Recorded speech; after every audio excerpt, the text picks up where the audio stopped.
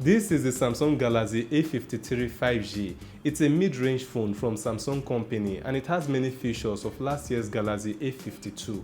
Last year's A52 was a complete value for money.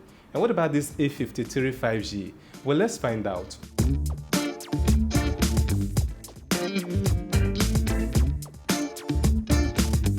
Besides the fact that this device supports 5G browsing, it has a lot of good and average features. When compared with the A52, there are some downgrades too. The price of the device is $380, that's about 240,000 naira.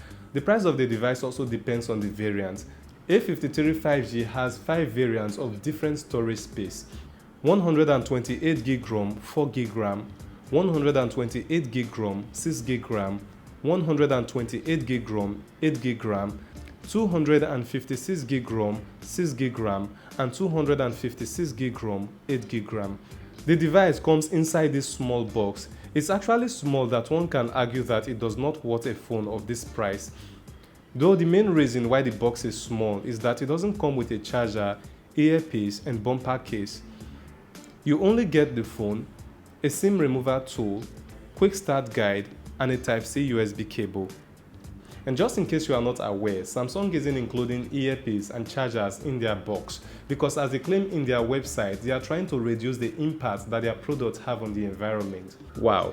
Just as we will say it in Nigeria, wetin concern agbero concern overload. And how did Samsung know that their users in Nigeria and in other parts of Africa are interested in the impact that their products have on the environment? Well, I am interested in my environment, but not everyone is. In fact, most Nigerians would prefer that 2 chargers are included in the box instead of removing the only one that comes with it. I have been using this device for some days and this is my opinion on the design. It feels pretty decent with a glossy back made of plastic. The frame is made of plastic material as well. The camera section blends well with the rest of the back, adding to its beauty. That the back and frame are made of plastic doesn't make the device feel less premium. It feels so comfortable to hold, even though the edges do not have the best of curves. It has an average weight of 189 grams, and that's pretty okay.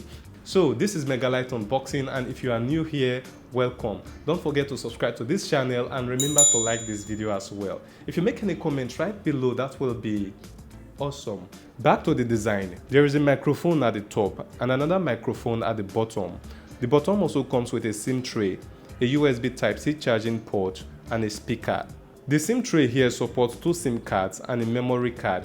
If you are inserting a memory card, then you can only use 1 SIM card. The tray does not support 2 SIM cards and a memory card at the same time. The speaker at the bottom is built with a measure of quality and it is loud enough. Has to be seen to be properly appreciated. Whether you visit the north, south, east, or west rim areas, it's always a giant sculpture of light and shadow that barrels its way across an awesome landscape around the national park that encompasses it. At the right side of the device, you get the power button and the volume button. Galaxy A53 5G is also designed to support in-display fingerprint unlock. After setting it up, you can unlock the phone with your fingerprint even if the screen is off. There is a little issue here though. The scanner is accurate but takes a little longer to process and unlock the phone. Now, about this design, does it worth your $380?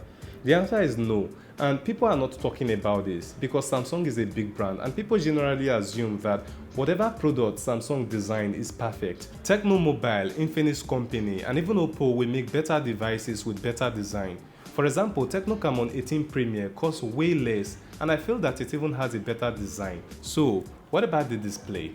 It's the one thing that worth the price. It's a Super AMOLED display with a 120Hz refresh rate and a maximum of 800 nit brightness.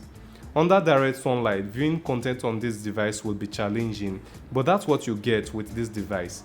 You also get 85.04 screen-to-body ratio and a resolution of 1080 by 2400 pixel. And good enough, there is a pre-installed anti-scratch Corning Gorilla Glass 5 screen protector. The bezels around the screen is of little concern, but I can forgive that because the screen comes with a handful of customization options. Galaxy A53 5G features the Edge panel and it's really useful. The quality of the display is also decent.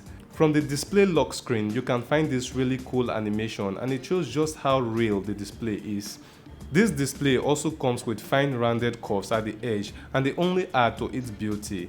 If you add this to its color accuracy, you will only get a great display experience. Samsung Galaxy A53 5G is built on Android 12 and One UI 4.1. The chipset is Exynos 12LT and an octa-core CPU, Mali G68 for the GPU. Both the chipset and the GPU are total downgrade of this device when compared with last year's Galaxy A52. One improvement in this device is the privacy dashboard, where you can access all your permissions in one place. You also get the Samsung web browser and 5 years of security updates from Samsung as well. Then you also have Samsung pre-installed apps such as Beats Buy, Spotify, and Samsung Notes. The performance is super fast with 329K benchmark, no multitasking issue, no lagging issue, and no overheating issue. You also get to enjoy over 11 hours of moderate use because the device comes with 5000 mAh battery. The camera has a natural look and features a 64 megapixel wide rear camera. The back also comes with a 12 megapixel ultra wide camera, a 5 megapixel macro camera, and a 5 megapixel depth camera. For a device of this price, I definitely expect more from the camera.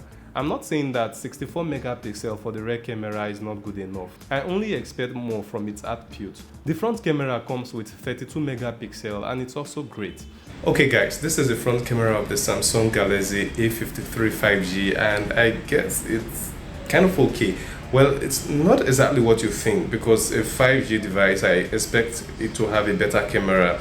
Like the Spark 90 has a front-facing camera of 32 megapixel, and the camera is so great, and I think I even prefer that camera. So I expect a 5G phone to have even better camera, which I really don't see here. But that doesn't mean that this device does not have a very good front-facing camera. It does have a great front-facing camera, but I believe that the Galaxy A53 5G is overpriced. It has many great features, no doubt, but I think the highest it should go is $320. Let me know what you think in the comment section below. Up here is the Tecno Camon 19 unboxing and review video, and up here is the Spark 90 unboxing and review video. Check them out guys, and see you in my next video.